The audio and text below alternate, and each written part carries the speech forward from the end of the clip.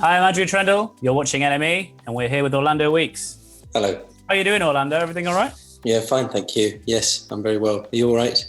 Yeah. Sticky. How are you enjoying this balmy London summer? I'll take it. Yeah, yeah. I don't mind it at all, to be honest. So we're here to celebrate and launch your new single, Big Skies, Silly Faces. Beautiful song, man. I mean, what can you tell us about the inspiration behind that and where this track came from? Well, the record is I suppose, was my attempt to fill in some of the blanks left by the last record of Quickening.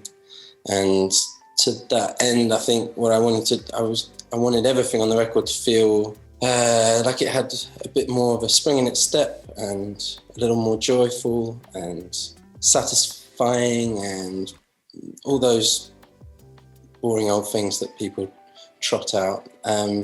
But I think that's what it is. I think it is a hopeful record and a hopeful song. And I think the song is about recognizing that you can, for me anyway, I'm very capable of being my own worst enemy, and sometimes just noticing that and sort of calling it by what it is half the battle. So did you say you learned anything about yourself in the writing of this track?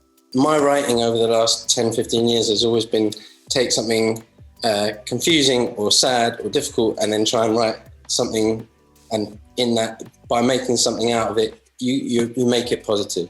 And with this record and with this song, I was just trying to make something positive and not feel like I needed to explore difficult things, just sort of savor and cultivate joyful things. And I mean, it probably shouldn't be such a surprise, but it's a very nice way of working. You just you stay higher, you stay lighter. It's nice. You don't miss being a tortured artist in any way? I mean, I can still turn that on, I reckon. I think if you do it long enough, it comes second nature. But I do think it's almost embarrassing that it's a surprise that if you spend enough time thinking about pleasant, joyful, uplifting things, that seeps into your writing, your day-to-day, your relationships, your approach to visual work, everything. It changes an awful lot, and I've liked that surprise. And you talked there about filling in the gaps that were left on a Quickening. What can you tell us about what you meant by that? Well, I think in retrospect, that record, I love the record and I'm very proud of it, but I think it focuses a lot on the anticipation and this sort of long and tense build-up, and doesn't come close to explaining how much pleasure and joy I felt about waiting for my son to be born and then his arrival afterwards and him being okay and my partner being okay. And so I think that was the start of this record, was thinking, right, I can't have that be the kind of lasting, I've only done half the scrapbook. This is the brighter side of the coin. The start of it was, then it just became, let's try and make something that I hope that if you listen to the record, that by the end of the record, I would hope that you feel lighter at the end of it than you do at the start. Well, so this has got quite a cool, dreamy kind of tropical sound to it. What can you tell us about the sound of the rest of the record? Any surprises on there?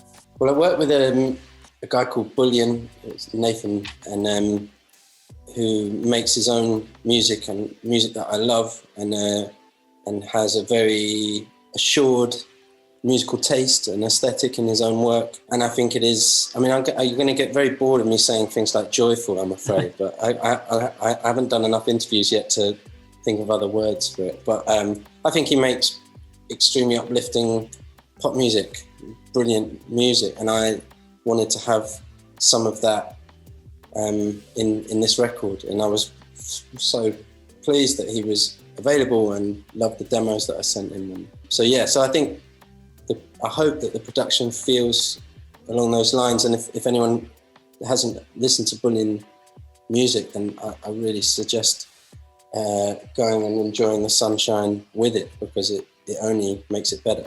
Wait a minute, was it Bullion who did Blue Pedro? Yes. Oh, mate. What a song. Yeah, and so much more. Like, I just, he's fantastic. Yeah. Do you reckon you could do a Blue Pedro cover at your next live show? I'll ask him for his permission, and we'll see how it goes. Brilliant. Well, it's also a pretty quick turnaround. I mean, it's less than a year since a Quickening. Was that just a result of you wanting to get this off your chest and sort of fill in the rest of the scrapbook quite quickly? Yeah, I think a bit of that. I think a bit of circumstances, meaning that I had more time on my hands for no touring. And again, I just think that if you're not wallowing in something, you're sort of responding to something positive, then maybe that seems to me to have been a quicker way of working and a more productive way of finishing songs and having them be ready for recording. And are you planning live shows for when this is all over, or does that seem too distant at the moment? I mean, it does.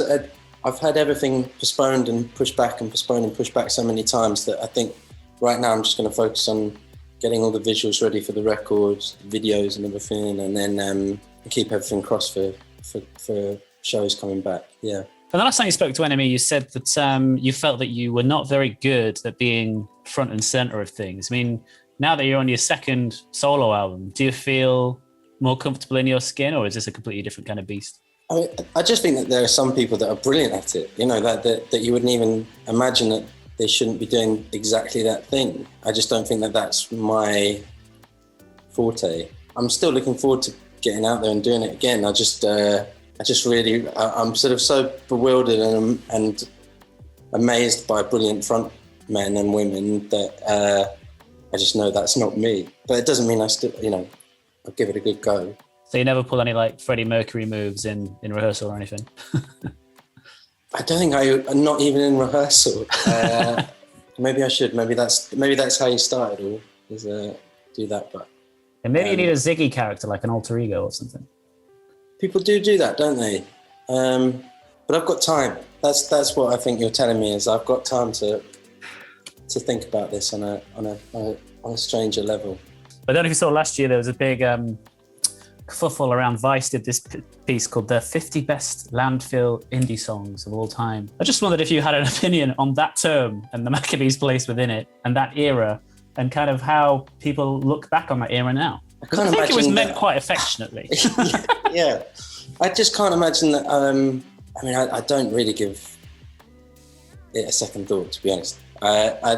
Some of that music meant a lot to a lot of people, and giving something a kind of a clever, witty title, I suppose, is someone was very pleased with themselves when they came up with that, and so that it's good. I liked it as a title.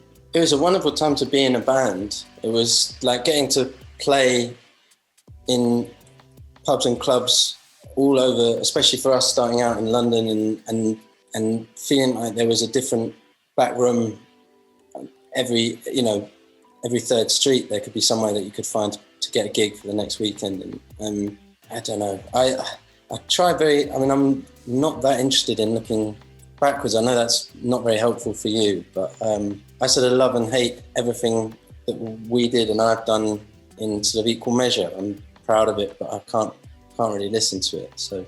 And you said you're a very, very, very busy man. What can you tell us about your other kind of extracurricular activities you've got going on at the moment? So the record is done, but there's all the bits and pieces around it. I've just finished writing the music for a piece there's a play that starts tomorrow night. I think it's the opening night at the National Theatre, and I've done the music for that. Just some other bits and pieces with friends that is so far from being able to tell anyone, and that it would only spoil it. But yeah, so they're the two big things. The play is called Afterlife, and I think it's been handled beautifully. I think it's very flattered to have been asked to be part of it. We've got the Gritter Man, Afterlife. Is there any other kind of realms of art or culture that you haven't stepped into that you'd like to kind of try your hand at? I've never made music for a film. I mean, I'd still like to have a go at that. I'd love to potentially doing something with the Hepworth Museum around the big Barbara Hepworth retrospective, and that's an animation short film. But again, it's all a little bit up in the air. Well, do you know when we might hear about the new record then? Or is this all a matter of time coming? I think it's just, it'll start, there'll be some announcements very soon, in the next couple of weeks, I guess. Smashing. Looking forward to it. Well, Orlando Weeks, thank you very much for your time, mate. Thank you very much. Yeah, cheers. Nice to see you.